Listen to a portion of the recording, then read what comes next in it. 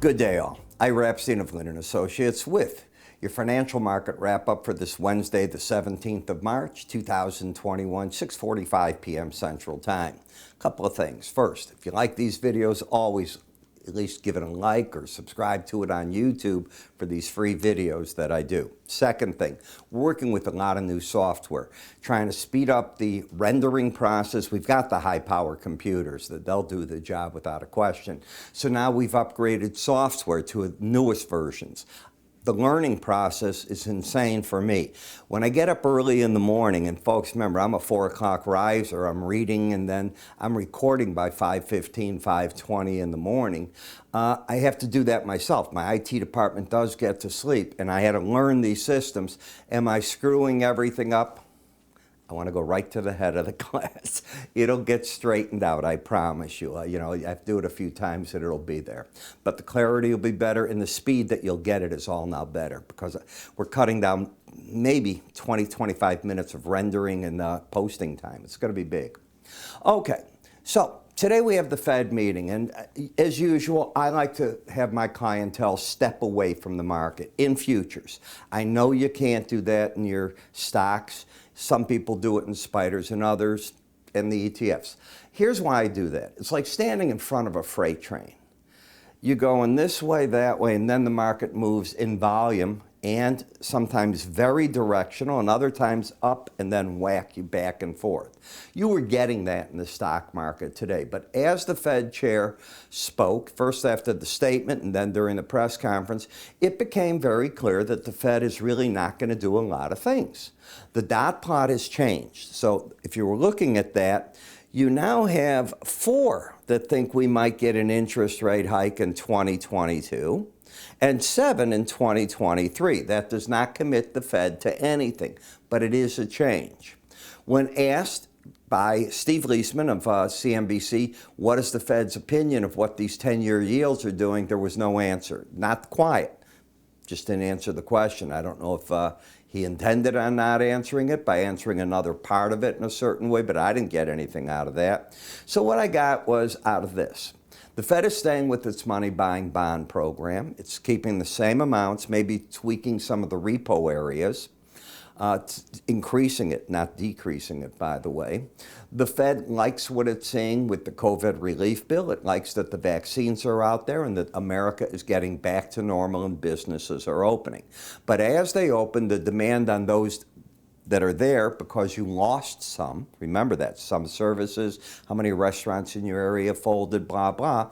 Well, others will be there, big demand, maybe wage increases because of it, maybe they're raising prices to make what happened. Whatever the story is, and there's many stories, we're probably going to get a bit of an inflation bump. The Fed is expecting it, and it can come quick. But they don't think it's going dramatically beyond 2%. And I know the trade thinks, no, maybe 3 and 4% is more realistic. We'll see. We'll see if the Fed then wants to put the brakes on the back end. But right here, they gave it an all clear. So when you give it the all clear, you got to look at what the bonds and notes did. And we went from basically, I think, 168 or so in the 10-year note, back down to about 162, 163 as that all happened. Here's your next issue. I want to explain yin-yang. We in America get our report at 1:30. The press conference finishes at 2:30. What time is that in Asia?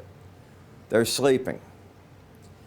Europe, figure the 5 to 7 hours, their financial markets are already closed. I know you're going to tell me some markets are 24 hours. Yeah, but the traders are gone.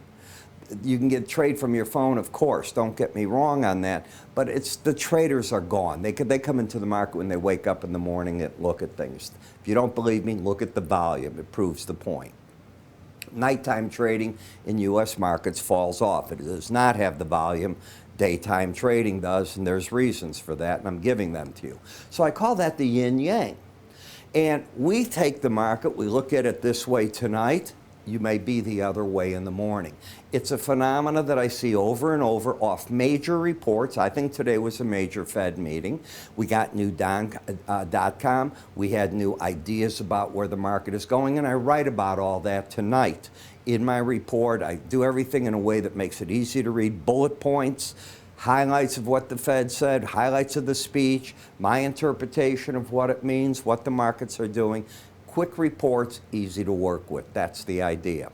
So the bonds down a little bit tonight. Maybe the rates got a little bit too low. Pretty steady right now in the energies. Energies are looking at the fact that the International Energy Agency has decided that the demand isn't coming back to where it was in 2019 for maybe 2 years in the oil market, if ever. That could be another issue. We're looking at a good move back up to highs in the Dow, the S&P. That's powerful. Metals came alive, and you can see where you're at in the dollar. Now, the metals are up this much tonight because the metal market settlement time is 12:30 p.m. Central Time.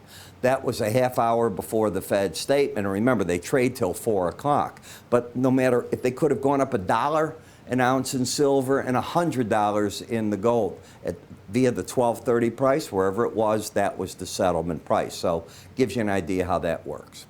So let's go to the chart. First off, you're up now 39 points, nearly 1% on a weekly close, new all-time highs at this point. 2 more days left this week. On the daily bar chart, as I said yesterday, I don't think you're going to get that head and shoulder formation. You've gone up a bit too much. As I look at the action, you've got a pattern of higher lows. If you get up and over the high here, which today's high, and I'm talking on Thursday, was Wednesday, 39.70, 350. If that's taken out overnight, then the swing line will move up here. So I've got the swing line up, which is the trend. I've got the market not wanting to take out this low, let's call it the 3,900 zone. The market's over the 18-day average, which offers support, but to get back to it, you'd break the uptrend. You would no longer have higher lows, higher highs. To get there, you got to break through these lows. And resistance is the upper Bollinger Band, which is moving away from the market. Now it's 34 handles, which is called a point each one, higher. That's what they call it. And momentum in the market, well, this is what I look at. You cannot count tonight. So we go back to Wednesday. And on Wednesday, both numbers over 80, both numbers over 80 on Tuesday, not so on Monday. You know what tomorrow is. Tomorrow decides if we're going to get the embedded reading, and from there, I know what to start doing with it. This is exactly that online charting course that I'm putting together, what I call the enhanced version of understanding Bollinger Bands to slow stochastics and how to trade that. So I'm all excited because get to use just exactly what I'm teaching, will be teaching people. If you take a look at the NASDAQ, it's the same pattern, higher lows, higher highs, and suddenly we're able to stay over the 18-day average of closes. Now you are overbought in this market. So we have one market that is overbought also. Until you embed, you're very overbought. So I've got the S&Ps overbought. This isn't the beginning even, the embedded reading. It's just plain overbought. Do I think the trade will support the market on the breaks? Well, if they're using a filter of being overbought, no. That doesn't mean they're bearish. I just don't see them reaching for it. They are reaching for the Dow.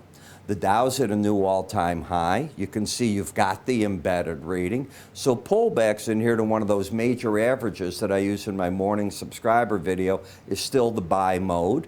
Until the red line's under 80, I say the pros keep buying the market until it peaks out. And the game is buy the break, kick out at the, and this chart, kick out at the Bollinger Band, buy the break, kick out. You can be building positions too as you do that until the game is over. In the Russell, we have a pattern of a lower low and a higher high, which is not a trend. You narrow it in, you're widening out, and you're embedding. You've got to go this. When you get an embedded reading, it takes over the chart. So it is what I, at least, trade off of. Then my technique changes. I'm not worried about swing lines. I'm purely worried about that and a moving average that I use that I don't show in these videos. It's in my subscriber video. In the VIX, we are down to the point where I still contend. When we reopen, if you hit that lower Bollinger Band, win, lose, or draw, I think the pros are going to get into that market and sell puts at that price, looking to get back to the 18-day average of closes. As I pointed out the other day, I'd have to go way back. You have to go back months. to find the last time it hit that number. But there's a high probability that when you do that, you get a bounce within days. Doesn't mean it has to do it, but that's the probability trade. In the T-bond, what the Fed did changed nothing. The trend is clearly to the downside. Do we have the embedded reading? Well, again, we cannot count Thursday tonight. So we go to yesterday, which is Wednesday. We go to the day before and the day before, fully embedded. So until the red line closes back over 21, I can say, I think the pros on rallies will be selling in these rallies here, looking for the market to continue on its path lower. In fact, I think this is one of these secular trades that you'll get corrections from time to time, and you should, but I think overall we're looking at higher interest rates for the foreseeable future. 10-year note, well, it's flirting, as you can see, with a problem of losing Trying to flip and see if it can lose the reading. Did you have an embedded reading? You most certainly do. Friday, Monday, Tuesday. So today was just the gravy. You've got it, and you haven't given it up. So until you give it up, do I think the pros are selling these rallies? I do. And I think they'll stay with it, looking for the lower Bollinger Band until that trade doesn't work. In the dollar index, if you should take out 91.34, you would break the pattern that's set in starting right here, where you were making higher lows into those higher highs. You're now in a stall, lower high, higher lows. Even if you get through 91.34 and create the lower high, lower low, you've got to close over these two moving averages to get bearish. So we'd need a close under the 91.10 to 13 area. It's a big risk. You're going to be risking $1,000 a contract on it.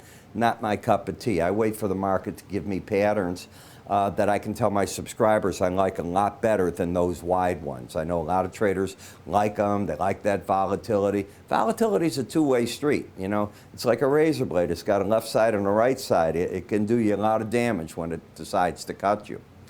In the euro, this was a nice trade. It broke the downtrend. So you've broken this pattern of lower highs, lower lows. You now have a lower low, higher high, two layers of resistance above the market from 120.27 up to 120.78. You'd have to close over 120.27 to say that, okay, you've got bias up, but you couldn't get the trend up on this pattern. And if the market were to collapse tomorrow, you can't turn the trend down. It ended a cycle. That doesn't mean it can't regain it, but not right here. In the British pound, the market is just sort of trading sideways between this top 18-day average and the lower band here. To tell you that you're breaking that, you got to take out 140.09. Now, if we look at this low here, that low is 138.13, and if we come back to the low, I want to come right there.